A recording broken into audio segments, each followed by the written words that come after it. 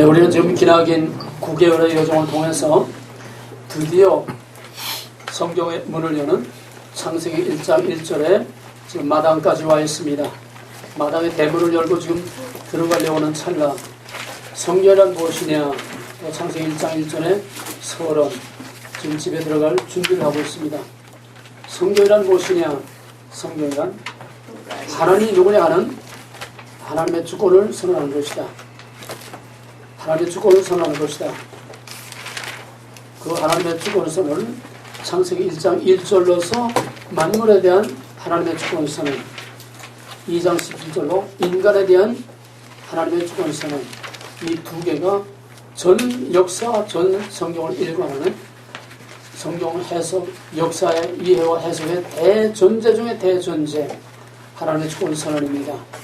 하나님의 주권에서 나오지 않고 하나님의 주권에 뿌리를 두지 않은 것은 전부 다 쓰레기, 가짜, 사기.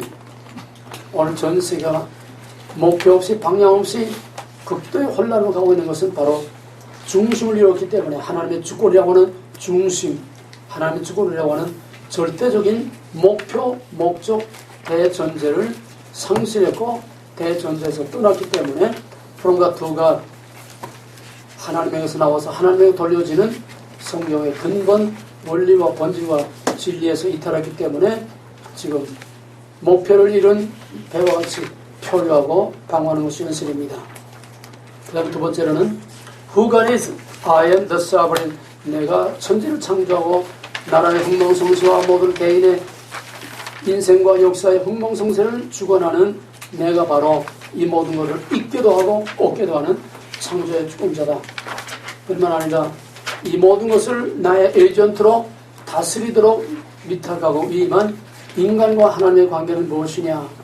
그래서 만물에 대한 주권선언, 창세기 1장 1절, 인간에 대한 주권선언, 이것으로서 하나님은 누구며 인간은 무엇이며, 먹지 말라. 하나님은 누구며 인간은 무엇이며, 하나님과 인간의 관계가 무엇이냐, 이것을 확실하게 밝혀주고 심어주는 것이 2장 17절 인간에 대한 주권선언입니다.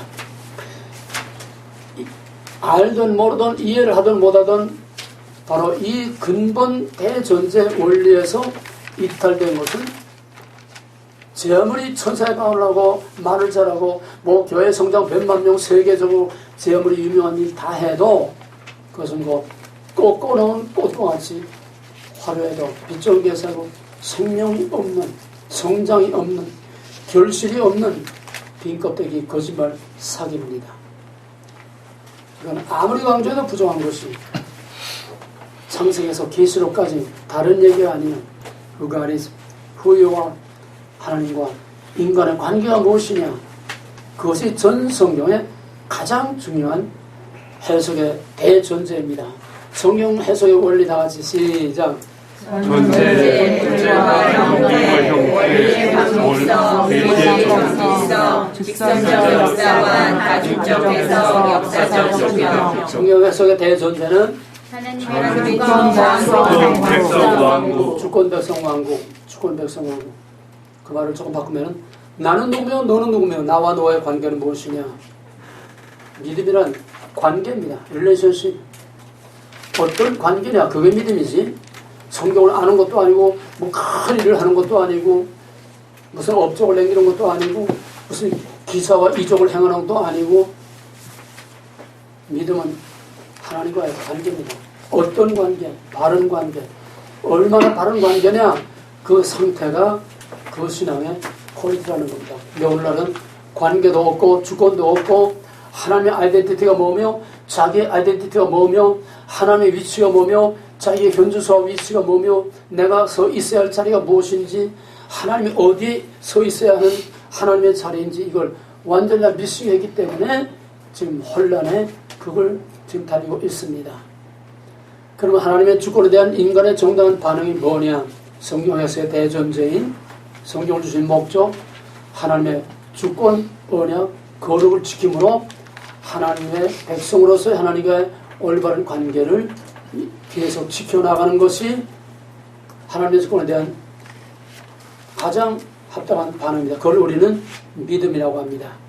믿음이란 하나님의 주권, 언약, 거룩을 지키는 것이 믿음입니다. 그 당시 7교회 보내는 계시록 2장 3절 7교회 보내는 편지마다 매 끝에는 끝까지 견디는 자, 끝까지 이기는 자, 남은 자는 뭐냐?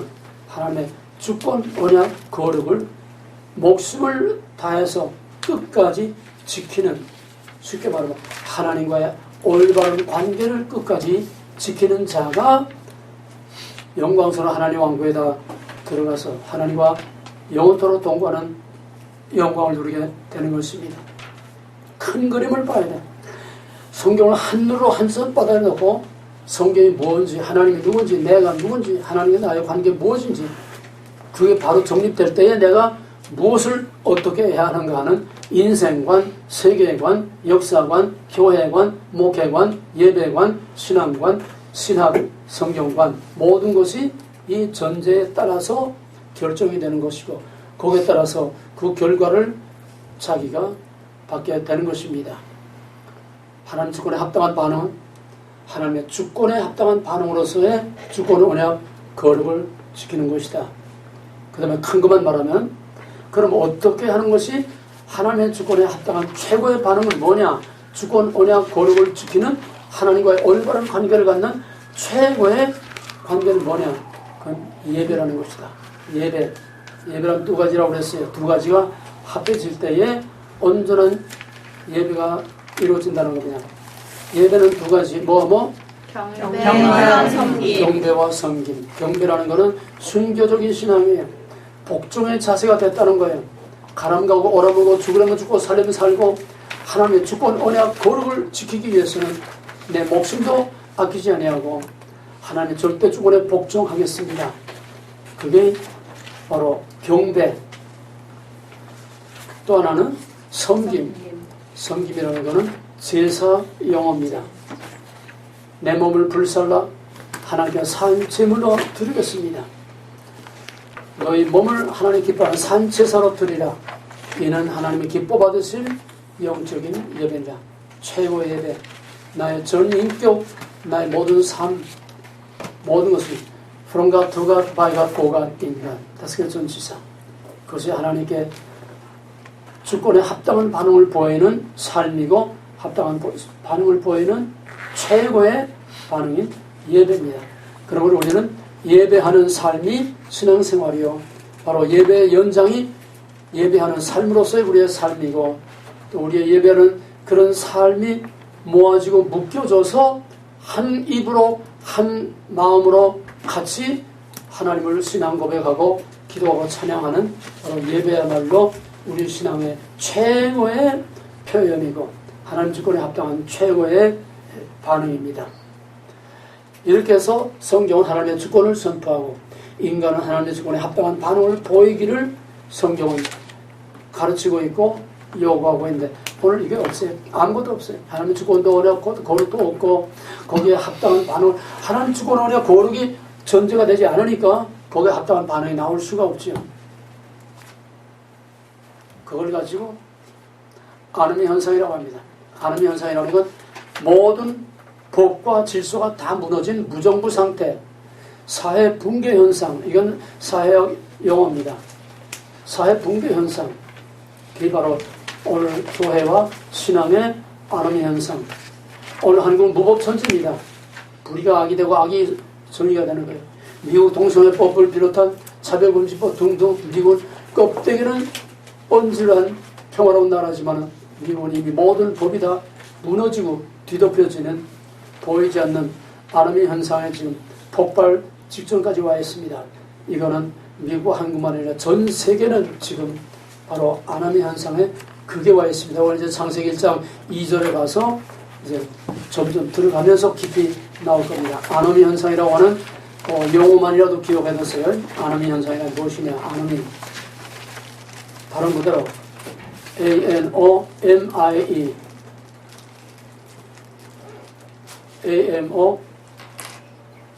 A-M-O-M-I-E 아노미 현상.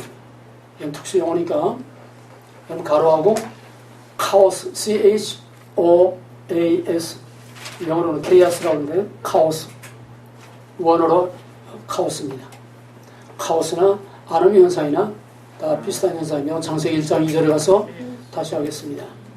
결국 오늘 이 시대는 영적으로나 어떤 정의에 있어서나 어떤 가치관의 기준에 있어서나 모든 법에 있어서나 국제관계에 있어서나 모든 법과 질서와 원칙이라는 것이 지금 다 무너져서 극도의 혼란과 사회붕괴 현상을 가지고 있는 것이 바로 오늘 전 세계의 종말론적인 특징입니다. 자, 그러면 이제 그만해두고 성교란 무엇이냐? 보이스가 하나님의 주권이 선포되는 것이다. 두 번째는 Who you are, 인간이란 무엇이냐? 인간이란 하나님의 피조물이요, 하나님 창조주요, 하나님 왕이요, 인간은 백성이요, 하나님 오너요, 인간은 에이전트요, 하나님은 메스터요, 인간은 그의 매니저라고 하는 것, 하나님과의 주종의 관계. 그 이제 창세기 1장 1절로 이제 접근합니다. 창세기 1장 1절에 문을 놓고 합니다. 문 열기 전에 창세기 1장 1절에 놓고부터 해야 돼요. 네, 창세기 1장 1절 서론 지난번에 조금 하다 말았어요. 창세기 1장 1절 태초에 하나님이 천지를 창조하셨느니라. 얼마나 또다시 만물에 대한 주권선언이라고 했는데, 창세기 1장 1절은 하나님이 천지를 창조했다는 창조설을 말하고자 하는 것이 아니라, 잘 들어요. 창세기 1장 1절은 하나님이 천지를 창조했다고 하는 그 선언일 뿐만 아니라 그걸 말하는 게 목적이 아니고 천지를 창조하신 이가 누구냐? 천지를 창조하신 이가 누구냐? 바로 하나님 자신, 그 후에 포커스를 맞추겠다는 겁니다. 이게 핵심 중에 핵심이에요.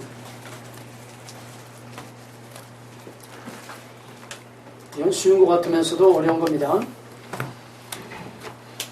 후이즈가 만약에 창세기 1장 1절이 누가 천지를 창조했느냐? 누가 천지를 창조했느냐? 이런 질문이 되면은 창조주가 많은 창조주가 존재가 됩니다. 이 A, B, C, D 여러 창조주가 있는데 그 중에 누가 진짜 하나님 창조한 거냐? 이게 후이즈가 되는 거예요. 이해가 되겠어요? 네. 하나님 그걸 절대로 용납할 수가 없어요. 하나님이 천지를 창조했다는 걸 기정사실로 하고 들어가는 게 창세기 1장 1절에 문을 열고 들어가는 절대적인 존재입니다. 경건한 히브리인들의 신앙은 누가 천지를 창조했느냐 이걸 묻지 않습니다. Who is the creator? 묻지 않아요. 이미 하나님이 창조하셨다는 사실을 기정사실로 인정하고 이 만물을 창조하신 그 하나님은 어떤 하나님이냐? Who God is? Who God is? 이해가 되겠어요? Who is God은 많은 사람 중에 Who is Mr. King? 누군지 몰라. 많아. 그러나 Who God is라는 것은 그 하나님이 확정되어 있고, 그런데 그 하나님이 어떤 하나님이냐? 본질을 말하는 거예요. 보이지 않는 본질. 그래서 우리는 Who is God이라는 말은 창세기 1장 1절 들어가기 전에 하나님 누군지도 모르는 우상을 섬기는 그런 거를 전제로 했을 때에 그 질문을 먼저 던지지만, 이미 하나님을 전제로 하고 들어갈 때는 Who is God이라는 질문을 우리는 던질 수 없고, 이미 하나님이 주권자라고는 전제하에서 들어갈 때는 그 다음에 그 하나님이 어떤 하나님이냐. 이방인들에 대해서는 Who is God 필요합니다. 왜? 누가 하나님인지 모르니까 이것저것 닥치는 대로 가서 빌고, 산에 가서 빌고 받아요. 그런 사람들에게는 Who is God의 질문을 던져서 올바로 바로 하나님, 그가 너희가 섬겨야 할 것입니다. 그러나 이미 하나님을 알고 믿고 있는 사람들에게는 Who is God이 아니고 그 하나님, 너희가 알고 믿고 있는 그 하나님이 어떤 하나님, 이게 문제예요. 특히 구약은 모든 이방인들에게 준 것이 아닙니다. 구약은 히브리어로 기록됐습니다. 히브리인에게 주신 구약입니다. 자기 백성에게 이미 하나님 알고 있는 자기 백성에게 주어진 것이 바로 구약이요 모세오경입니다. 그렇기 때문에 거기는 Who is God이라는 질문 자체가 엄밀히 말하면 성경은 없어요. 이미 하나님을 알고 있는 하나님의 백성에게 주어지기 때문에 시정일관 창세기 1장 1절에서 성경 끝까지 계속 성경의 문제 삼는 것은 너희가 알고 있는 믿음, 하나님, 너희가 믿고 있는 그 하나님은 어떤 하나님이냐 이거예요. 이스라엘 백성들이 애굽에 살고 있을 때는 400년이나 거기서 노예 생활하면서 아브라함이 누군지도 모르고 저희 조상도 모르고 하나님이 누군지도 모르고 그래도 애굽의 신, 태양신, 그래서 이방인 섬기는 그 신들만 섬겨왔어요. 10가지 재앙을 통해서 바로 저희들의 구역에는 재앙이 미치지 않고 애굽의 구역에만 재앙이 미쳐서 자기들을 구별해 주시는 하나님. 결국은 10번째 재앙으로 모든 애굽의 점남들이 다 죽는데 저희들만 죽지 않고 죽음을 넘어가서 거기서 탈출해 나오고 홍해를 건너고 시내산에 와서 하나님과 언약을 세움으로 이미 그들은 나는 너의 하나님 너희는 내 백성 이렇게 하겠느냐? 아멘. 얼마나 쓰겠습니까? 애굽의 태양신을 때려눕히고 당할 수 없는 애굽을 때려눕히고 우리를 구원하신 그 하나님을 우리가 눈으로 보고 손으로 만지고 목도하고 홍해를 건너왔거늘 우리가 그 하나님을 모르겠습니까? 그러나 그들은 하나님을 몰랐어요. 이제는 애굽의 태양신이 아니라 하나님이라고 Who is God에 대한 질문은 해결이 되는데 Who God is라고는 그 하나님 누구인지 몰랐어요. 이것이 유다가 망할 때까지의 역사입니다. 날마다 번제와 제사를 드리고 아침 저녁 제사를 드리고 대속죄의 제사를 드리고 날마다 연기를 피우고 율법이 어쩌고 떠들면서도 율법을 613조에 또 세부 조항을 만들어가지고 그냥 거미줄 얽듯이 올고매고 백성들을 사로잡고 있었어도 그들은 하나님 그 대표가 누굽니까? 바울이죠. 후에서 가서 알았는데 그 안에서 그 하나님 어떤 하나님인지 몰라요. 그건 뭡니까? 하나님과 나와의 올바른 정체성, 올바른 정체성이 서지 않으니까 Who God is에 대한 확실한 정체성이 서지 않으니까 Who I am이라고 하는 자기의 정체성이 서지 않으니까 거기에 따르는 릴레이션십이라는 관계라고는 올바른 믿음이 형성될 수 없으니까 이건 전부 다 빈 껍데기, 종교상 이게 유다가 망한 이유입니다.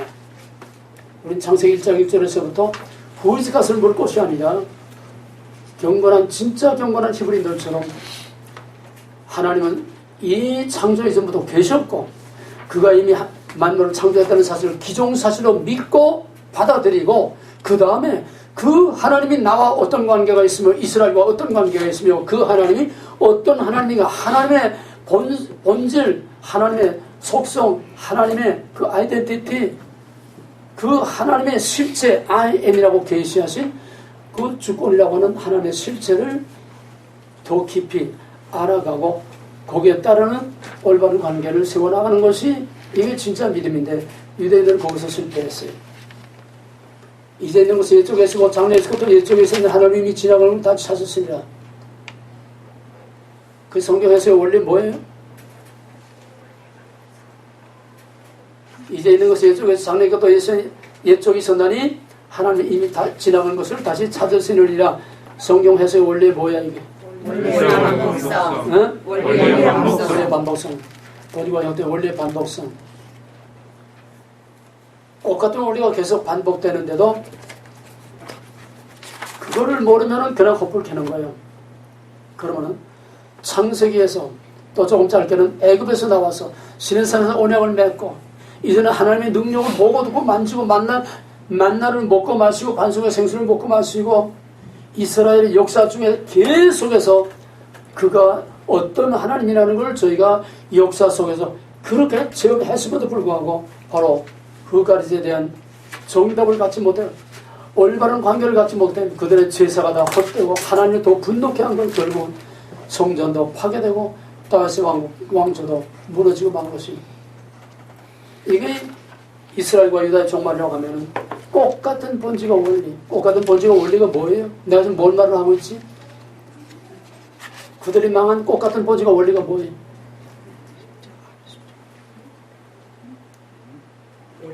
말하는 중심을 항상 들고 나가야지. 내가 지금 무슨 말을 하고 그랬어? 원리 반복성. 관계. 우리가 많은 이방신들 중에 그 하나님 하나 그거 붙드는 게 아니라 그 하나님이 어떤 하나님이냐, 나는 그와 어떤 관계가 있느냐, 바로 관계. 이게 없기 때문에 날마다 부닥거리를 해도 결국은 그들은 망했다는 거예요. 똑같은 원리와 본질이 뭐라고? 이스라엘이 망한 똑같은 원리와 본질이 뭐라고? 원리의 반복성. Who가 is에 대한 정답을 못 가지니까 who we are, 우리가 누구냐, 내가 누구냐, 이 관계 정답을 못 가지게 되고, 하나님과 그 백성, 하나님과 나와의 올바른 정체성이 소재 하나님과 올바른 릴레이션십이 이루어질 수 없다는 것, 이게 결정적이야, 핵심이야. 그리고 똑같은 본질과 원리가 오늘 이 시대의 교회, 그리스도께서 피로 값주고 세신 오늘 이 시대의 교회 2000년의 역사, 똑같은 이스라엘과 유다가 망한 그 길을 똑같이 가고 있는 거예요. 그리스도께서 십자가로 우리를 구속하시고 성령으로 모든 마귀의 권세를 다스리시고 지금도 말씀과 성령으로 우리를 통치하고 계시지만 우리가 말만은 빌껍데기고 실제는 미신과 푸닥거리도 하고 있는 똑같은 원리. 그럼 대답은 뻔하잖아. 대답은 뭐예요? 대답은 뭐예요? 오늘 이 시대 교회에 대한 대답이 뭐야? 관계. 유다가 이스라엘이 망한 것처럼 심판받게 남는 게 없어. 거기에 푸닥거리가 무슨 의미가 있어? 이스라엘이 벌써 망했고 유다가 망할 때 1차 포로 사로잡아가고 2차 포로 왕이 사로잡아가고 3차로 바벨론 군대가 예루살렘을 1년 반 근 2년 가까이 포위하고 있는데도 여호야김 왕은 우리는 하나님의 백성이다. 할례받은 하나님이 있어요. 할례받은 하나님의 백성이 할례가 없는 저 이방 오랑캐가 절대로 패할 수 없고 할례 없는 민족이 이 거룩한 도성 하나님이 계셔. 하나 벌써 떠나는데 하나님이 계신 이 예루살렘 성을 한 발자국 도전을 못한다. 열심히 제사만 드리라. 아침부터 밤중까지 하늘 연기로 온 땅이 노랑대로 그냥 뒤덮일 정도로 계속 하루 종일 연기하고 제사만 드렸어요. 제사만. 오늘 교회가 꼭 같아. 모여서 푸닥거리고 눈과 풍악을 올리고 그런다고 무슨 일이? 관계입니다. 관계가 깨지면 하나님 거기 없어요. 남는 건 푸닥거리밖에 없어요. 자유행위요. 종교적 자유행위. 이게 이스라엘과 유다가 망할 때와 오늘이 똑같은 상황이라는 거예요. 문제의 출발, 핵심, 키가 뭐냐? Who God is. 하나님이 누구냐? 창세기 1장 1절은 누가 천지를 창조했느냐? 그 대답이 아니라 천지를 창조한 그는 누구냐? 바로 하나님의 정체성. 거기서부터 시작되는 겁니다. 이걸 잘 구별을 해야 돼요. 그럼 거기서 말하는 게 뭐냐? 첫째는 지난번에 한 겁니다. 천지를 창조하신 그 하나님은 누구냐? 어떤 하나님이냐? 그 하나님은 천지를 창조하시기 전부터 영원 전부터 언제라고 우리가 말할 수 없는 영원 전부터 스스로 이미 계신 분, 하나님의 선제설. 이게 절대적입니다.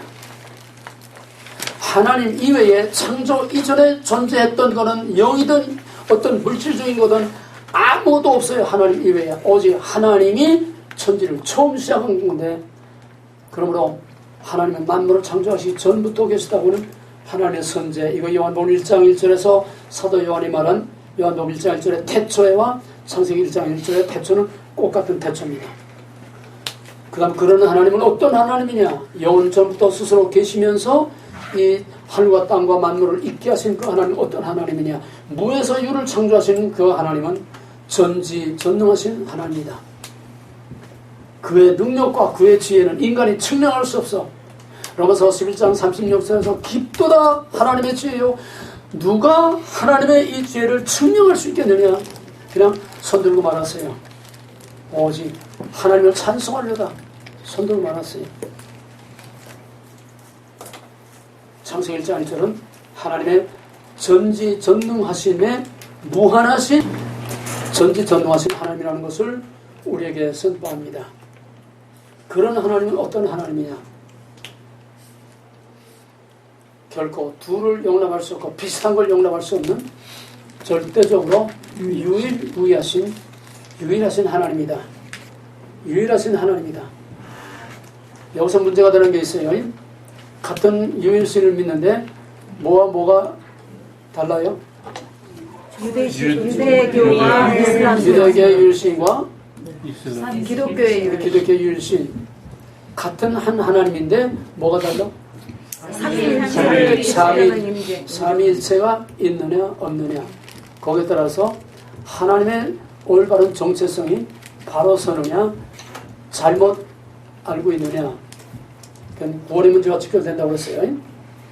하나님의 유일하심이란 뭐냐? 하나님의 절대 주권, 하나님의 유일하심, 하나님의 거룩, 구별 이 세 가지는 하나라도 양보할 수 없고 타협할 수 없고 무너질 수 없는 하나님의 정체성을 하나님의 정체성답게 지켜주는 절대적인 기준이고 하나님의 본질과 하나님의 본성 중에 가장 중요한 것이 바로 주권, 유일, 거룩입니다. 지난번에 말했죠. 저 카메라가 삼각대 세 발을 선 것처럼 한 발이 쓰러지면 어느 발이 쓰러지든 그건 카메라가 통째로 다 넘어지는 거예요. 하나님의 주권과 유일하심과 거룩은 추라도 양보할 수 없고 타협할 수 없고 무너뜨릴 수 없는 절대적인 하나님의 아이덴티티의 조건이라고 하는 것. 그 다음에 그런 하나님은 어떤 하나님이냐? 우리 지금 후가리 하나님이 어떤 하나님이냐? 그걸 지금 계속 문제 삼는 거예요. 창세기 1장 1절부터 계시록 끝까지는 후가리즈가 아닙니다. 후이즈가지 아닙니다. 그건 이방인에게 대해서 전도를 할 때 그때 필요한 말이지. 이미 하나님 믿는 우리는 후이즈가시 아니라 후가리즈. 하나님이 누구냐? 이게 창세기 1장부터 계속해서 자기 백성들에게 하나님이 요구하시고 또 사건을 통해서 계시하시고 알려주신 겁니다. 오늘 교회는 그 질문이 없어요. 후이즈가시라고 하는 질문도 없어요. 후가리즈라고 하는 질문도 없어요. 하나님 빈 껍데기 깃발만 흔들고 있는 거예요. 그래서 유일하신 하나님, 절대적인 선지하시는 절대적으로 전능하신 그 하나님은 어떤 하나님이냐? 오직 홀로 예배를 받으실 만한 하나님이다. 예배 대상, 절대적인 예배 대상. 그 전에 조금 더 보충한다면 하나님의 주권, 그 뭐 하도 말해서 이제 내가 말 안 하고 넘어갔지만 그 하나님의 주권 유일 거룩. 그 하나님의 주권은 어떤 것이냐? 하나님의 주권은 불가항력적인 주권적인 통치권을 선언하는 것이 창세기 1장 1절이다. 빛이 있으라. 불가항력이야. 누가 거절할 수 없고 부정할 수 없고 복종하지 않을 수 없고 있으라면 있는 거예요. 하나님 통치권 행사합니다. 그러면 하나님의 유일하심이라는 것은 유일한 예배 대상. 이게 먹지 말라. 그게 발전해서 나 외에 다른 신에게 있게 하지 말며 무슨 형상된 만들지 말고 성지 말고 절하지 말며 내 이름에 여기되게 하지 말며 나와의 약속된 날 시간을 나 외에 다른 것과 섞지 말고 바꾸지 말고 지켜라. 구별 거룩을 지켜라. 그 십계명, 하나님께 대한 십계명, 우리 신앙 고백의 절대적인 대존재, 예배의 유일한 대상. 이게 구약의 시종 일관하는 것이 바로 여기서 나오는 문제입니다. 그게 뭐냐? 나 외에 다른 신에게 얘기하지 말라. 하나님 아닌 것을 하나님과 같이 또는 하나님 대신 대용품으로 광야에서는 시내산에서 하나님의 주권을 선포하고 율법을 주시고 나는 너희는 너희 내 백성 삼으셨는데 모세가 시내산에 올라가서 보이지 않으니까 하나님이 없어 금송아지 만들었고 이스라엘아 들으라. 누가 그랬어요? 이스라엘의 지도자 아론이 이스라엘아 들으라. 이는 이 송아지 이거는 너희를 애굽 땅에서 인도한 너희 신이다. 송아지로 하나님을 바꿔치기 한 대용품. 오늘날 하나님의 대용품들이 너무 많아요. 오늘날 송아지 우상이 교회나 집구석이나 우리들의 마음속이나 정신이나 하나님 아닌 금송아지들이 너무 많아. 그래서 하나님만이 유일한 예배 대상이라고 하는 거, 이거는 아무리 강조해도 부족한 것이 계시록의 결론에서 그 대답을 묻는 겁니다. 우리의 신앙의 마지막 결산, 마지막 결론에서 우리에게 묻는 것이 바로 그걸 묻는 거예요. 먹지 말라. 나 외에 다른 신이 없느니라. 하나님만을 예배라고는 절대적인 하나님의 주권, 유일, 거룩. 그것을 우리에게 마지막 요구하는 것이 계시록입니다. 따라서 태초에 하나님 천지를 창조하십니다. 그것은 우리의 신앙 고백의 대전제요. 우리의 신앙, 우리의 예배는 모든 것은 바로 하나님의 천지를 창조하신 하나님의 절대 주권, 그와 나와의 관계가 어떤 것이냐. 우리 사도신경 신앙 고백의 첫 번째가 바로 창세기 1장 1절 그는 누구며 나는 누구며 그와의 나와의 관계는 무엇이냐. 이것이 신앙의 대전제, 진짜와 가짜를 나누는 대전제. 이건 말이 아니고 교리 아니고 이론이 아니고 글자가 아니고 이거는 관계입니다. 관계, 인격적인 살아있는 관계를 말하는 거지 이론과 지식, 뭐 시험 문제 대답하는 것 그게 아니에요. 여기서 모든 게 저어되는 겁니다. 따라서 창세기 1장 1절은 하나님의 주권, 유일, 거룩은 우리의 신앙의 기초요, 뿌리요, 출발이요, 기반, 바탕. 그 위에 거기에 뿌리를 두고 있어야 살아있는 생명 있는 신앙이 된다는 겁니다. 마지막으로 그 결론, 통짜가 부르면 하나님의 주권, 유일, 거룩하신 그 하나님을 그 하나님답게 믿고 섬기고 하나님의 주권과 언약과 거룩을 지키는 결정적인 키는 뭐냐? 절대적인 조건이 뭐냐? 키워드 뭐예요? 하나? 구별, 거룩. 그러므로 천사의 방언을 하고 무슨 신학 박사가 되고 성경을 아무리 많이 알고 뭐 책을 수천 권을 쓰고 뭘 열화를 떨어도 딱 한 가지 구별, 거룩. 그거 하나 빠지면은 다 쓰레기, 빈 껍데기. 그러면서 거룩이 무너지고 거룩을 문제 삼지 않는 오늘의 교회는 전부 다 쓰레기통입니다. 거룩이 문제되지 않는 우리 신앙은 전부 다 빈 껍데기 쇼들만 하고 있는 거예요. 종교적 푸닥거리와 종교적 쇼만 하고 있는 거예요. 신흥만 내고 있는 거예요. 거의 하나님이 있을 수가 없어요. 하나님과의 관계는 하나님의 정체성과 나의 정체성이 그래도 어느 정도까지 그래도 비슷하게 바로 서 있을 때에 거기에 서로 연결되는 관계라고 하는 게 성립되는 건데 이 숫자 이게 안 되면 거기는 관계라는 게 있을 수가 없어요. 그게 오늘 이 시대의 교회와 신앙의 가장 결정적인 문제입니다. 창세기에서 계시록까지 성경의 그 많은 말씀들 중에 결정적인 하나의 키워드가 있다면 거룩입니다. 거룩, 구별. 우리는 이걸 귀가 닳도록 수천 번, 수만 번 계속 들어야 될 거예요. 들을 뿐만 아니라 그걸 붙들고 사느냐 죽느냐 싸워야 될 겁니다. 그럼 창세기 1장 1절은 그런 의미에서 강력한 배타성을 요구한다는 거예요. 나 외에 다른 신에게 얘기하지 말라. 누구과 바꾸지도 말고 비슷한 거 갖다가 비교하지도 말고 철저하게 구별하라는 것. 그게 창세기 1장 1절부터 전 성경에 일관되는 성경 중의 성경. 그러므로 태초에는 천지를 창조하시라. 그 한마디는 철저한 배타성을 요구하는 거예요. 나 외에 그 누구도 창조에 관해서 입도 뻔뻔하지 말라. 창조과학자 웃기지 마라. 무슨 지적 설계는 웃기지 마라. 창조에 관한 입도 뻔뻔하지 마라. 내 이름을 더럽히지 마라. 그러니 기정사실로 아멘으로 받아들일 뿐이지 창세기 1장 1절은 연구의 대상이 돼서도 안 됩니다. 아멘. 창세기 1장 1절은 어떤 지식의 대상이 돼서도 안 돼요. 그거는 오직 경건한 히브리인들처럼 아멘으로 이다 했으면 이다로 그냥 그대로 오히려 받아들이는 것만이 이게 하나님이 인정하는 믿음이지, 그걸 이렇고 저렇고 하는 것은 그 자체가 불신이요 교만이요 하나님 머리 꼭대기에 올라가는 인본주의. 창세기 1장 1절은 그런 의미에서 전 성경의 뿌리요 대전제요 만물의 근원과 시작이요 푸른과 투간.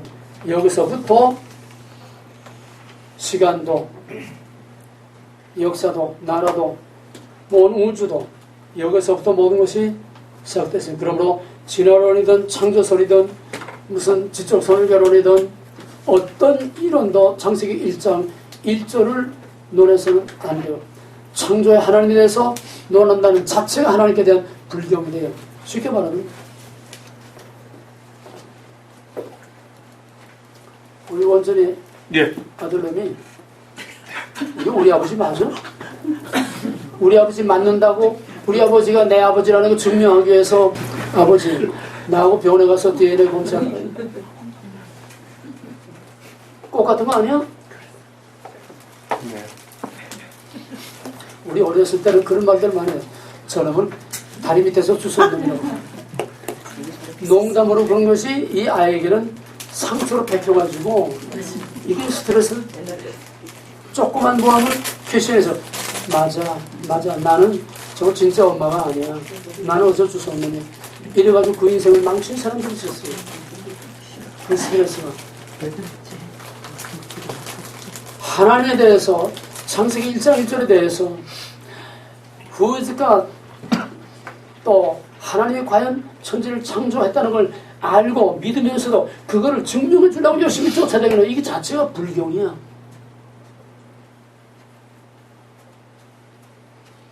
창세기 1장 1절은 함부로 접근할 수 없는 겁니다. 그래서 9개월이라는 기초 작업 준비가 필요했고, 그래서 창세기 1장 1절 이 문을 두려움 없이 두드리고 열 수 있게 하기 위해서 나를 70년 80년 하나님께서 죽는 다듬고 그냥 짓이기고 짓밟고 나를 그렇게 훈련시켜서 겨우 70년 만에 내가 이 입을 열게 하고 창세기 1장 1절에 문을 두드리고 열게 하신 거예요. 두란노는 70년의 해산의 수고를 통해서 한 송이 국가수를 피우게 하여 그렇게도 서쪽산을 오르나가 엄청난 눈물과 땀과 피와 기름을 말리고 밤을 초래하고 내 70평생을 이렇게 쏟아붓고 바쳐서 이 해산의 수고를 통해서 겨우 창세기 1장 뜯고 열고 하나님의 주권을 한 이 한마디를 하게 하기 위해서 모태로부터 하나님께서 나를 내 인생 70년의 인생과 하나님의 주권의 한마디를 맞바꾸기 위해서 하나님은 나를 그렇게 짓이기고 외로운 광야에서 험악한 길을 이끌고 오신 겁니다. 아멘.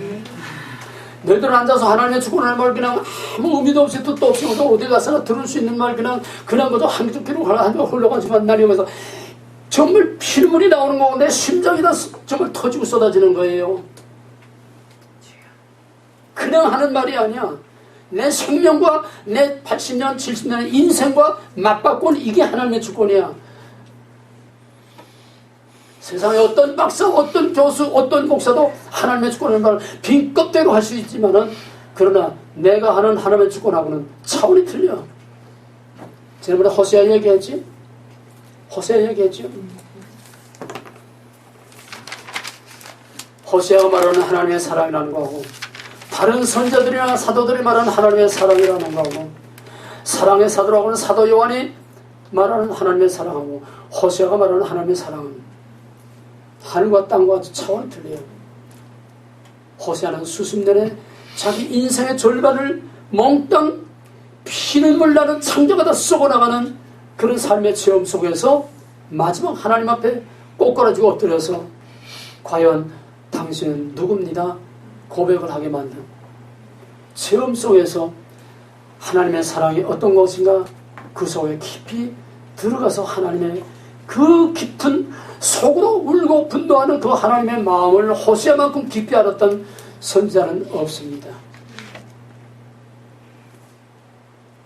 하나님의 주권을 함부로 불러들 때 알지도 못하면서 믿지도 못하면서 인정하지도 못하면서 하나님의 주권을 불러 이게 하나님의 이름을 망명되이 일컫는 제3계명을 범하는 게 되는 겁니다. 하나님을 함부로 불러대면 안 돼. 믿지도 않으면서 인정도 안 하면서 하나님의 주권 하나님의 이름 불러대는 그 자체가 하나님의 이름을 망명되이 일컫는 신성 모독의 죄가 되는 거예요. 하나님 두려운 줄 알아요. 창세기 1장 1절 문 열고 들어가는 게 얼마나 두렵고 떨리는지 거기서 만나는 하나님이 어떤 하나님인가 얼마나 두렵고 떨리는지 창세기 1장 1절 문을 아무나 함부로 두드릴 수 없고 함부로 두드리고 열 수가 없는 이게 창세기 1장 1절을 통해서 계시된 이다라고 하나님이 계시된 바로 그 하나님이라는 거. 내가 아무리 말을 해도 내 입이 부족해요. 그거 하나 알면 성경 다 아는 거고 하나님도 사탄도 세상도 역사도 인간도 인생도 모두 다 아는 거예요. 진짜 하나님이 누군가 그거를 그 진짜 깊은 하나님의 그 본질을 알면은 다 아는 거예요. 그러나 창세기 1장 1절은 모든 것에 뿌리요 씨요 출발이고 근원이고 베이스 바탕이고 그런가 두가 마이간 포간 인간 이걸 놓치면 안 돼.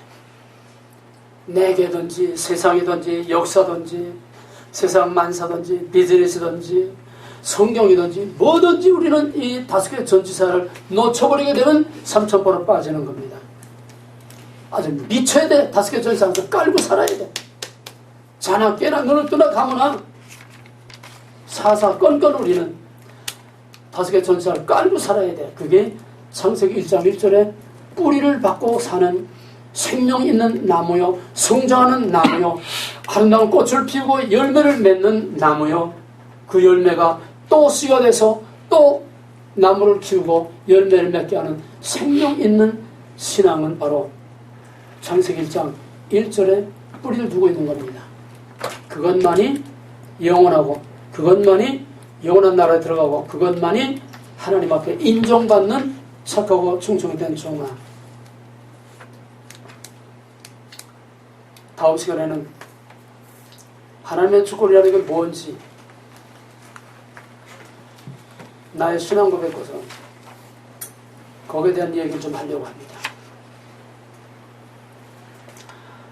그러므로 창세기 1장 1절은 모든 것의 시작이고 동시에 직선적 역사관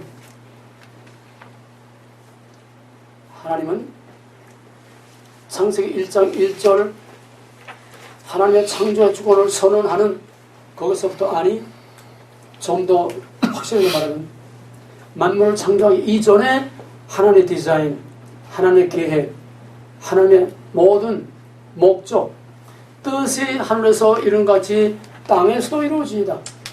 그 하늘에서 이루어진 땅은 태초 이전에 하나님의 플랜을 말하는 겁니다. 하나님의 플랜이 완성된 그 하나님의 플랜이 이 땅에서 지금 나와 우리를 통해서 이루어지기를 원한다고 하는 신앙 고백이에요.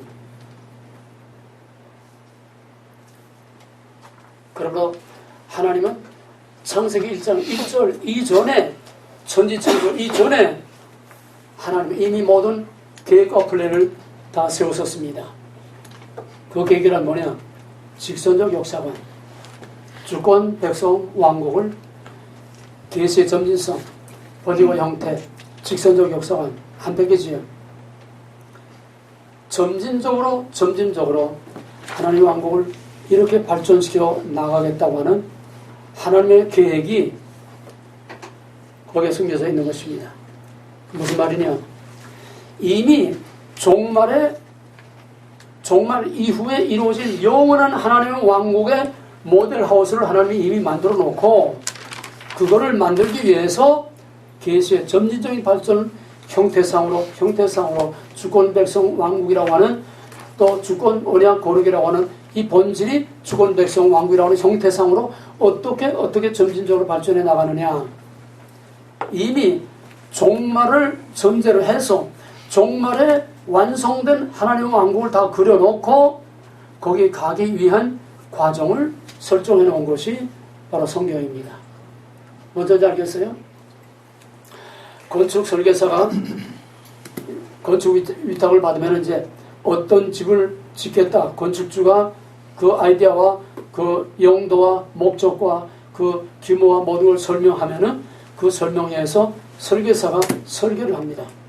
설계사는 우리가 봐도 모르는 손만 잔뜩 고는 게 아니라 설계사의 얼굴에는 완성된 그림이 있는 거예요. 그보다 더 리얼한 거는 이 그림 그리는 사람들.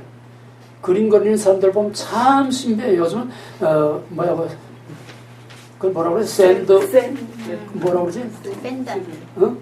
샌드 뭐라고 해? 아트. 샌드 아트. 예. 아트. 야, 그냥 손가락으로 삭삭삭 선 몇 개 거는데 순간순간 손에 한번 갈 때마다 점이 하나 갈 때마다 팍팍팍팍 그림이 달라져. 그게 뭐냐? 이 사람은 벌써 완성된 그림을 갖고 있습니다. 완성된 그림을 갖고 있지 못하고 그림을 그리는 건 이게 돌팔이. 자기도 뭔 그림이 될지 모르고 그리는 그림이 이게 목사들이에요. 하는 완성된 그림을 다 그려놓고 그 그림을 그 다음에 그림 그리는 사람처럼 선을 어떻게 하나하나씩 점진적으로 완성된 그림을 그려가는 것이 바로 성경 계시의 점진서입니다. 그러므로 성경은 직선적 역사판일 수밖에 없어요. 완성해 놓고 거기서부터 출발해서 완성된 그날로 계속 전진해 나가는 것이 직선적 역사관의 성경이기 때문에 성경은 직선적 역사관일 수밖에 없고, 그 말을 좀 신학적으로 말하면 성경은 시작부터 종말론적입니다. 종말론적이라는 어려운 말이니까 한참 있다가 이제 설명할 거예요. 네, 창세기 11장쯤 가서 설명 나올 거니까 하여간 먼저 대충 짐작으로만 들었어요. 성경은 천지를 창조하기 이전부터 이미 종말에 완성된 그림을 다 그려놓고 그 종말을 향해서 점진적으로 직선적으로 계속 발전해 나가도록 설계되어 있기 때문에 성경은 출발부터 창세기 1장 1절부터 엄밀히 말하면 그 이전에 작정, 예정, 설계를 할 때부터 이미 성경은 종말론적입니다. 종말을 향해서 계속 전진한다는 거예요. 그럼 창세기 1장 1절은 단순한 시작이 아니라 그 시작 안에 끝이 있어요. 그 시작 안에 끝을 담고 있어. 뭔 상징가 돼요? 아멘. 시작 속에 끝을 이미 다 완성하는 끝을 가지고서 시작을 했고 그 끝을 향해서 계속 간다는 거예요. 그러므로 성경은 창세기 1장 1절부터 나타난 것만 말하면 그 이전은 관두고 나타난 것만 해도 창세기 1장 1절부터 시작부터 종말론적이고 시작 안에 종말이 이미 그 속에 포함되어 있다는 거예요. 따라서 기독교는 본질상 종말론적인 신앙입니다. 성경은 본질상 종말론적입니다. 역사란 본질상 종말론적입니다. 아느냐 모르냐 그게 문제예요. 좀 쉽게 말하면 인간은 본질상 종말론적입니다. 알든 모르든 인간은 날 때부터 무덤을 향해 가도록 정해져 있어요. 원하든 원치 않든 인정하든 인정하지 않든 지상이 불러쳤고 3,000번에 죽지 않으려고 별짓 다 해도 인간은 못해서 빽하고 나오는 순간부터 무덤을 향해 가도록 돼 있어요. 종말론적입니다. 이걸 개인의 종말론이라고. 개인의 종말. 역사는 역사의 시작으로부터 종말이 있어요. 창세기 1장 1절 역사의 시작으로부터 종말이 있어요. 이 세상엔 다 시작이 있으면 끝이 있습니다. 유한한 세계. 유한한 세계. 성경도 유한합니다. 아멘 주에서 옷이 없어서 그걸로 성경 끝나요. 더 이상 필요 없어요. 성경 책 가지고 천당까지 가는 거 아니에요. 이 세상은 창조 이후에 이 세상은 다 끝이 있어요. 시작이 있으면 끝이 있어요. 원하든 원치 않든 끝이 있어요. 종말론 적입니다. 그래서 우리는 그 종말이라고 하는 완성된 그림을 바라보면서 계속 그거를 목표로 해서 점진적으로 한 발 한 발 앞으로 나아가는 것이 이게 역사요. 이게 바로 신앙입니다. 이게 창세기 1장 1절에서 또 우리에게 강력하게 선포하는 것이 창세기 1장 1절은 단순한 그냥 시작이 아니라 in the beginning 그 속엔 end가 들어가 있어요. 태초의 속에 종말이 들어가 있어요. 태초의 속에 새하늘과 새 땅이 들어가 있습니다. 이 세상 끝뿐 아니라 영원한 완성된 하나님의 왕국이 태초의 속에 이미 들어가 있는 거예요. 그래서 성경은 직선적 역사관일 수밖에 없다고 하는 것. 따라서 성경은 창세기 1장 1절은 모든 성경과 역사와 인생과 신앙과 모든 것의 유일한 기준이요 성경에서의 절대적인 대존재요. 그래서 하나님의 주권 선언이 우리의 신앙 고백입니다. 따라서 창세기 1장 1절은 전성의 압축이고 모든 성경의 기초로 바탕이요 씨알이요 대존재요 From God to God, by God, for God, in God. 따라서 창세기 1장 1절은 그거 하나만 있고 2절 이하 아무것도 없어도 태초에 하나님이 천지를 창조하시니라 이 한마디만에서도 뺄 것도 보탤 것도 없는 완벽한 바이블이 되는 겁니다. 완벽한 하나님의 말씀이 되는 거예요. 왜? 창세기 1장 1절 안에 전 성경이 다 들어가 있습니다. 계시의 점진성에 따라서 그게 하나하나 이제 펼쳐나가는 것 뿐이지 본질과 원리는 창세기 1장 1절 안에 다 포함. 왜? In the beginning 그 안에 시작이 있고 끝이 있고 그 안에 완성된 산과 새 땅이 다 그 속에 포함되어 있기 때문에 창세기 1장 1절은 전 성경의 출발이요 기초요 바탕이요 대전제요. 그러므로 창세기 1장에서 나오지 않고 창세기 1장 1절에 뿌리를 두지 않고 창세기 1장 1절을 항상 바탕에 깔고 있지 않는 그 어떤 신학도 신앙도 예배도 말씀도 이건 전부 다 쓰레기 생명이 없어요. 거짓말이에요. 이게 오늘 시대의 최대의 교회와 신앙의 위기입니다. 왜? 이것이 무시되고 이것이 도이시되고 이것이 애면되고 이것이 미싱되면은 그거는 본이든 본이 아니든 바로 죄가 되는 겁니다. 하나님의 주권을 인정하고 받아들이지 않는 그게 바로 죄입니다. 그게 뭡니까? I'm okay. 창세기 1장 1절 하나 안에서 전 성경의 문제가 다 풀리는 거고 전 성경이 다 여기서 문제가 되는 거예요.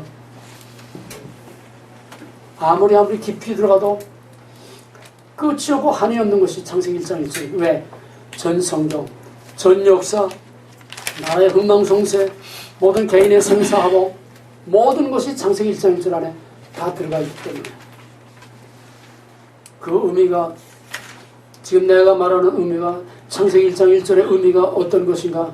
무궁무진한 그 깊이와 넓이와 높이와 거기에 함축되는 비밀들을 여러분들이 끊임없이 묵상하고 거기서 그 크신 하나님, 그 위대하신 하나님을 창세기 1장 1절에서부터 만나고 겸손히 무릎 꿇고 그 앞에서 My God, My Lord, My Master 진정한 신앙 고백이 여기서도 나올 수 있기를 바랍니다. 이게 전동화사 전제를 맞아 하나님 아버지를 내가 믿사오며 그 신앙 고백이에요.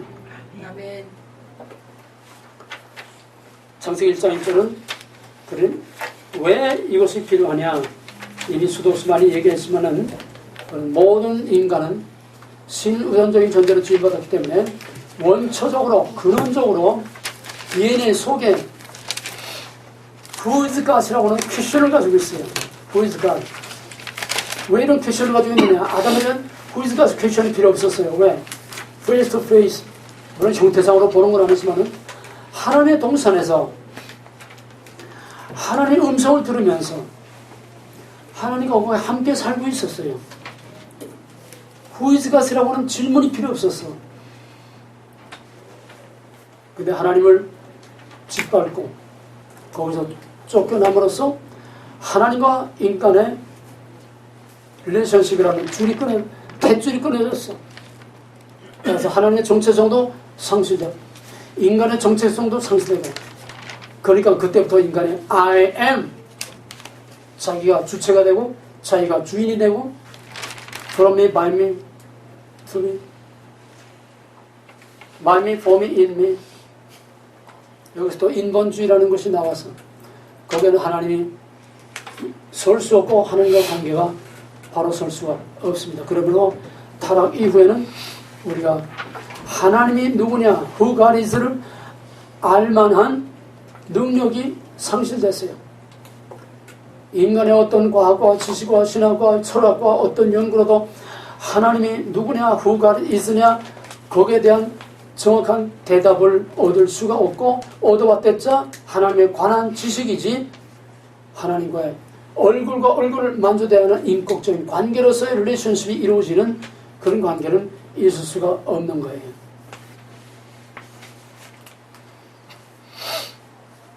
창세기 1장 1절에말로 거기에 대한 대답을 하나님께서 I am the sovereign, I am the creator.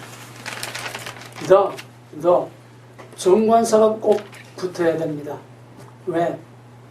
정관사는 하나밖에 없는 거기에 붙여지는 거지 둘셋 되는 데는 붙을 수가 없어요. 나만이 천지를 창조한 바로 그 창조주요, 바로 내가 이 모든 것을 있게 한 창조주라고 하는 것, 나만이 절대적인 주권자라고 하는 것, 그게 I am으로 계시된 창세기 1장 1절입니다.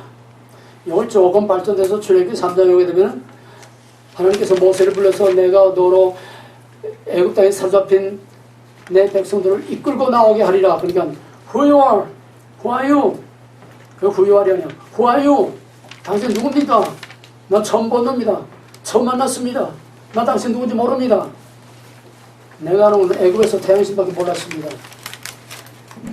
그때 하나님께 대답이 I am that I am. I am that I am. 이 신학적으로 여러 가지 해석인데 그건 여러분들 교재를 읽어보시기 바랍니다. 이 시간에 그 설명 하나 하겠어요. I am that I am이라는 거는 나는 스스로 있는 자이요, 나는 있을 것을 있게 하는 자요, 나는 있어야 할 곳에 있을 바로 그런 하나님입니다. 그 I am that I am 속에 엄청난 후가리 하나님 누구냐 하는 그 비밀이 그 속에 감춰져 있습니다. 그러면서 거기에 대한 하나님 자신의 대답이 그 I am that I am, 나는 스스로 있는 하나님이요, 있을 것을 있게 하는 하나님이요, 있어야 할 곳에 내가 거기 있을 하나님이요, 내가 창조주요. 그 하나님 어떤 하나님이냐? 그가 바로 야훼 여호와다. 출애굽기 3장 15절에서 하나님 스스로 그 하나님에 대한 이름을 계시하셨습니다.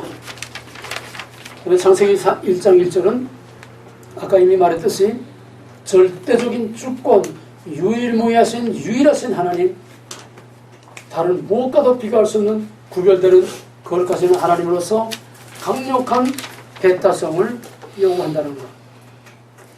그것이 먹지 말라. 또 1계명에서 4계명까지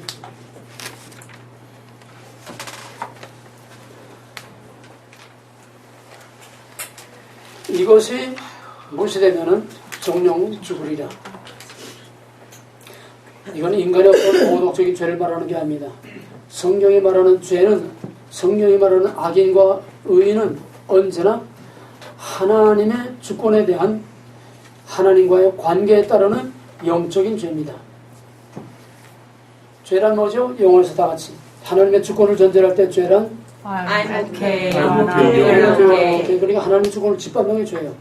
고이든 과실이든 알든 모든 큰 죄든 작은 죄든 다 모든 죄는 적극적으로 하나님의 주권을 짓밟고 I am the king, 스스로 자기 의를 주장하는, 그러므로 인본주의는 그게 인본주의고 인본주의는 사탄주의요. 사탄주의는 정령 죽을 수밖에 없는 심판의 대상이 되는 겁니다. 그래서 성경은 창세기 1장 1절은 하나님의 절대적인 주권, 유일, 그것 때문에 강력한 배타성을 요구한다는 것. 아야, 성경 뚜껑 열기도 전부터 강력한 배타성, NO! 그러므로 NO가 없는 창세기 1장 1절, NO가 없는 성경, NO가 없는 신앙, NO가 없는 신앙고백, NO가 없는 신학, NO가 없는 설교, NO가 없는 교회, NO가 없는 신앙. 이건 창세기 1장 들어가기 전부터 이거 다 벌써 깨진 거예요. 우리 기독교 신앙은 철저한 배타성을 요구합니다. 하나님은 우리에게 이 배타성을 가지고 생사를 좌우합니다. 창세기 1장 1절부터 2장 10절 먹지 말라. 지네살도 나와의 달수를 내게 있게 하지 말라. 배타. 그래서 기독교는 고난의 종교일 수밖에 없어요. 올바로 믿는 신앙은 물론 경건하게 살고자 하는 자는 역설적으로 핍박을 받으려. 역설적 진리 아니에요? 왜 하나님의 말씀대로 바로 살고자 하는데 왜 죽어야 하느냐? 왜 버림을 받느냐? 한마디 키워도 뭐 때문에? 뭐 때문에 바로 믿고 정말 말씀대로 바로 믿고 바로 살려고 하는 사람은 왜 죽어야 하고 매맞아야 하고 따돌림 당하고 왕따 당하고 왜 외로운 방기가 되어야 되느냐 이 말이에요. 뭐 때문에? 한마디 관계 때문에. 하나님과의 관계? 구별. 구별? 역설적 진리. 내가 지금 마지막 내가 하려고 하던 단어가 뭐야? 주제가 뭐야? 베타. 베타 때문에 베타. 아무리 관계를 떠들고 연합 떨고 뭐 설명을 하고 세미나를 하고 다 해도 no problem. 아무리 거룩 떠들고 하나님 주만만 떠들어 no problem. 베타가 없으면 그건 다 비껍데기야. 베타는 말이 아니에요. 행동이야. 내 생사를 거는 거야. NO! 베타 하면 베타를 당해. 베타 하면 베타 당해. 인간관계도 그렇잖아요. 나도 싫어 그러면 아무리 죽자 살자 하던 친구라도 날 미워할 거 아니야? 그래서 다 무너지는 겁니다.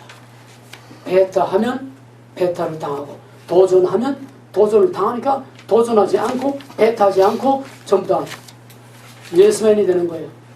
좋다는 말만 하는 거예요. 하나님은 사랑이시다. 하나님은 은혜로다. 하나님은 우리를 위해서 이런 사랑을 베푸시고 오래 참으시고 십자가에서 우리를 희생하시고 아들을 백마디 다 해도 너가 없으면 그건 사기야. 거짓말이야. 왜? 너가 없으면 구별이 없으니까. 성경을 한 번이라도 제대로 똑바로 정신 차리고 읽었다면 그렇게 할 수가 없어. 창세기 1장 1절부터 문자적으로 노는 나오지 않았지만은 거기 의미가 본질이 그거네. only one creator. 아멘. only one sovereign. 베타 아니요? 노 아니요? 먹지 말라. 베타 아니요? 먹는 정령 죽으랴. 베타 아니요? 나의 다른 스님에게 계시 말라. 베타 아니요? 예언서는 전부 다 이 베타 때문에 예언자들이 다 맞아 죽지 않으면 쫓겨나고 왕따 당하고 구대에 쳐박고 그래요. 예수는 왜 맞아 죽었어? 예수는 왜 맞아 죽었어? everything okay 하고 웰컴하고 다 손버리고 그래서 왜 맞아 죽었어? 이 독사의 자식들아. 세수는 세푸대. 이거는 안 된다는 거야. 도전하니까 도전받고 베타 하니까 베타 당한 거야. 사도들이 왜 다 순교를 했어? 가룟유다는 것 말고 마지막 보충병으로 보충된 마띠아까지 사도 요한 하나 빼놓고는 11사도가 다 순교를 했어. 다 순교했어. 그럼 사도 요한은 왜 순교하냐? 사도 요한은 선순교자입니다. 제자들 다 도망갈 때에 죽으면 죽으자. 예수와 함께 살고 예수와 함께 죽고 바로 그 십자가 앞에까지 이미 사도 요한은 살아서 목숨을 바치고 순교한 산순교자예요. 이미 죽었기 때문에 살고자 하면 죽고 죽고자 하면 사는 역사적 진리 때문에 하나님께서 특별한 목적을 가지고 주님께서 그를 성경의 맨 마지막 결론, 영광스러운 성경의 표리를 찍는, 종말의 마지막 표리를 찍는 그 영광스러운 영광을 누리도록 사도 요한을 하나님께서 쓰신 겁니다. 최초의 순교자는 사도 요한이에요. 순교적이 아닌 신앙은 가짜. 꼭 죽어야 순교가 아니에요. 사도 요한은 살아서 순교했어요. 살아서 순교했어요. 그게 뭐냐? 베타. 계시록은 베타예요. 베타 하면 죽고 베타하지 않으면 육으로는 살아남지만은 영원히 죽는 거. 그게 계시록이에요. 성경 창세기 1장 1절에서 계시록 끝까지 시종일관 이 하나가 없으면은 모든 게 다 가짜가 되는 바로 베타. 베타. 즉 거룩. 내가 거룩하니 너희도 거룩하라. 내가 거룩하니 너희도 내가 만물로부터 모든 것으로부터 유일하게 독특하게 구별되는 것처럼 너희도 모든 사람들도 모든 이방인들로부터 너희도 내 백성답게 나와 구별된 사람이 되고 구별되는 삶을 되고 구별된 특별한 관계를 가지고 있어야 나와 함께 영원히 살 수 있다는 거예요. 베타란 거룩입니다. 베타 없이 거룩이라는 카드를 쓸 수가 없어요. 베타가 없는 거룩이라는 카드는 그건 빈 껍데기, 이론, 교리, 신학, 지식. 그 카드가 먹혀 들어가느냐 먹혀 들어가지 않는 그 속에 베타가 있느냐 없느냐. 이제 마지막 남은 거는 11조. 11조는 뭐냐? 11조는 이거 설명을 지금 시간이 없어서 다 못하겠지만 여러분이 11절 다 읽어보고 대답할 수 있도록 간략하게 대답을 다 미리 준비해가지고 오시기 바랍니다. 네, 말로 묻겠어요. 노래 붙을 수도 없이 말로 물어볼 테니까 다 대답할 수 있도록. 11절은 뭐냐? 11절은 이중과세가네요. 어떤 목사가 이중과세라고 인터넷에서 떠들고 있더라고. 또 신문에 내고. 우리 국가에 세금 바치고 뭐 시에 세금 바치고 또 교회 또 이중과세 낸다는 거예요. 11절은 하나님이 세금 걷어가는 거 아닙니다. 11절은 우리가 드릴 모든 예물로부터 그 이전에 구별이 되어야 됩니다. 11절은 뭐냐? 전능하사 천지를 만드신 하나님 아버지를 내가 믿습니다. 거기에 대한 신앙 고백이에요. 하나님 창조의 주권을 인정하고 그는 누구며 나는 누구며 내가 어떻게 그의 자녀가 되고 그를 아버지라 부를 수 있게 됐느냐 하는 감당할 수 없는 내 생명을 다 쏟고 내 눈물을 다 쏟아도 감당할 수 없는 이 하나님의 주권과 구원의 은혜에 대한 선행하는 하나님의 은혜에 대한 신앙 고백이 이게 10의 1조지 10의 1조가 아니에요. 우리가 10의 1조를 들어도 다 감당을 못해요. 10의 1조는 하나님 창조의 주권과 그리스도를 통해서 우리를 구원하신 생명의 구원의 주권에 대한 당연한 신앙 고백, 사도행전 신앙 고백의 첫 번째 신앙 고백. 더 나아가서 성부성자 성령 삼위일체에 대한 신앙 고백으로 드리는 거지. 나의 생명, 나의 시간, 나의 목, 나의 생활, 나의 재산, 나의 모든 것을 다 드릴 수 없으니까 10의 하나를 대표성의 원리에서 10의 하나를 드리는 것뿐입니다.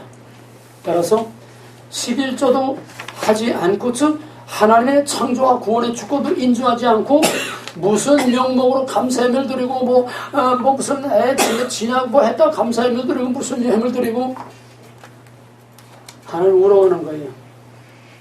11조는 신앙 대전제가 10의 1조 하나님의 창조의 주권을 인정하고 나와 나의 모든 것이 하나님의 것이라고 하는 하나님의 소유권을 인정하고 내 생사가 하나님에 달렸다고 하는 하나님의 구원에 대한 그 은혜에 대해서 감사하는 이게 하나님께 대한 예물에 선행하는 마땅한 우리의 책임과 의무입니다. 여기에 대해서 하는 거든요.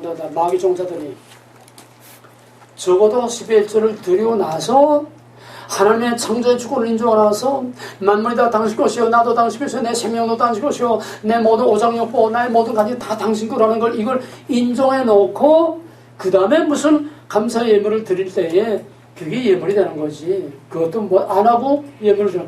그러므로 교회는 목사는 초신자라면 초신자 교육부터 하나님은 누구며 나는 누구며 하나님 누구며 이 만물은 누구의 것이며 창조신학부터 청정히 가르치면서 10의 1조와 기도의 생활과 성경 읽는 이거부터 초신자 교육에서 철저히 훈련을 시켜야 돼요.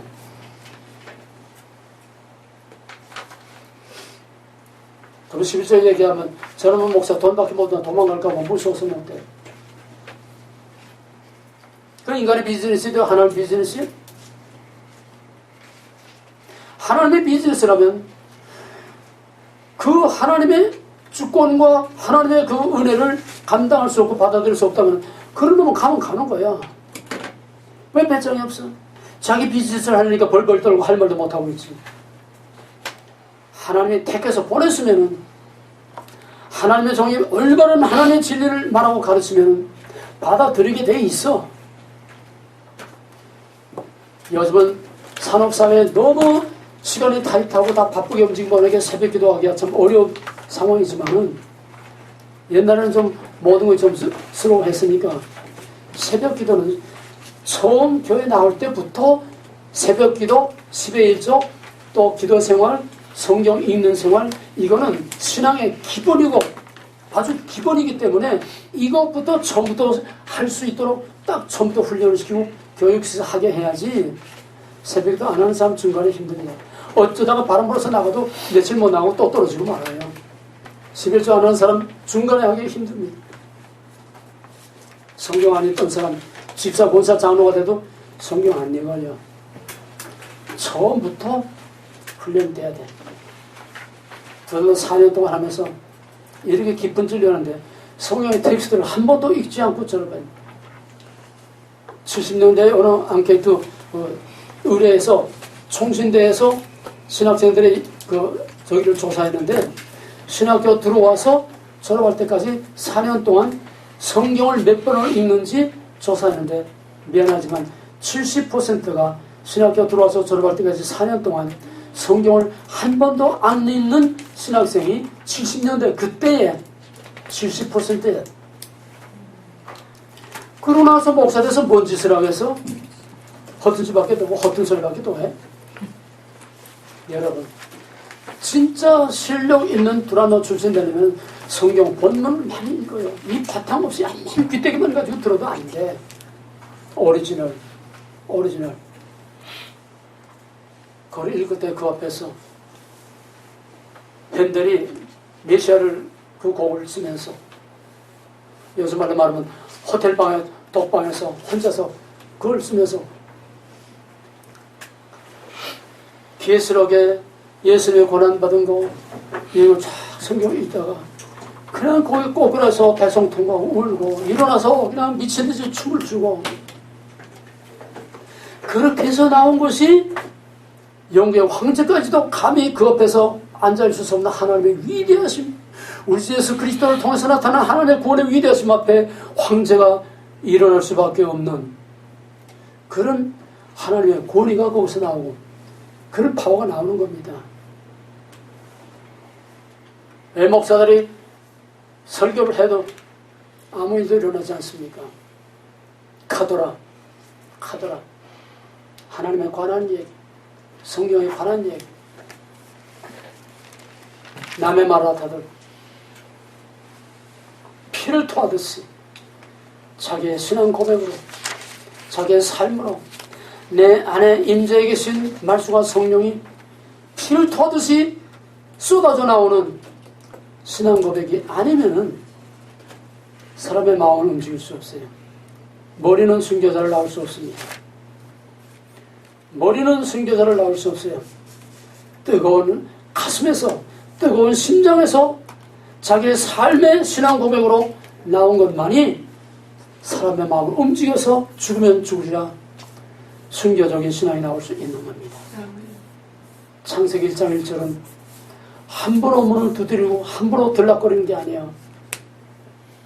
이거 함부로 들락거리는 거는 전부 다 요한복음 10장에 예수님께서 말씀하세요. 나보다 먼저 온 것들 다 절도요 강도니라.